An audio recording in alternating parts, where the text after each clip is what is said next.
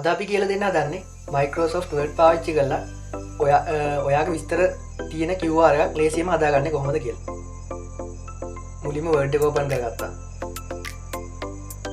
ඊළඟට වාට කිව්වාරකට දෙන්න ඕනේ විස්තර මෙතන් ටයිප් කරගන්න වාට පේන ඉන්ටර්ෆේස් එක මම සාර්ල විස්තරිකක් දෙන්නම්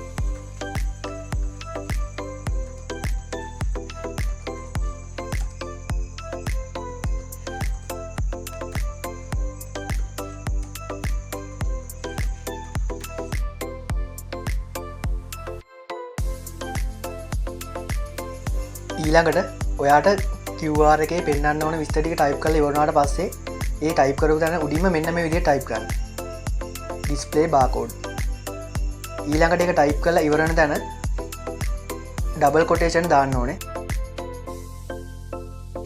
ඊළඟට ඔයා විස්තටික ඉවරණ තැනත් ඩබල් කොටේෂන් දාලා ඊළඟට කිව්වාර කියලා ටයිප් කරන්න දැම් මේ ලියපු ඔක්කොම සිලෙක් කරන්න ඕනේ ඒකට ෂෝට් කට්ටයක් විදිර කොන්ට්‍රෝල් ඒ අකුර ප්‍රෙස් කරන්න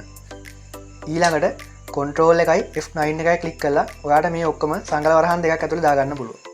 ඊළඟට මවස් එකේ රයිට් කලික් කල්ලා එන ටොගල් ෆීල් කෝඩ් කියන එක කලික් කරාට පස්සේ ඔයාට මේ විස්තර ටික බාකෝඩ්ඩක් විදිහට බලාගන්න පුළුවන්